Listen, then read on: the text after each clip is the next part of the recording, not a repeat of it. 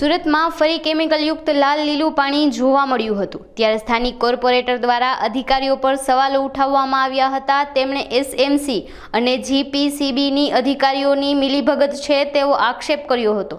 મિલોનું wastage chemical drainage લાઇનમાં છોડી દેવામાં આવે છે। કેમિકલયુક્ત પાણીથી લોકોને ચામડીના રોગ થયા હોવાની ભીતિ પણ છે। નમસ્કાર, સોમનાથ મરાઠે, નગરસેવક, સુરત મહાનગરપાલિકા।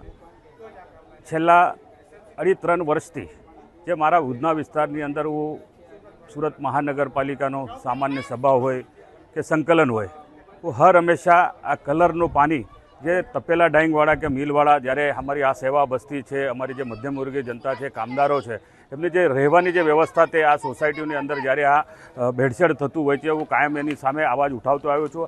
આજે આ મોફતનગરની અંદર તમે જોઈ રહ્યા છો, આ જે મિલવાળા છે એ બિલકુલ પણ પાણી ટ્રીટ કરતા નથી। જીપીસીપીની એની ઉપર કોઈ વાચ નથી, એસએમસીની કોઈ વાચ નથી।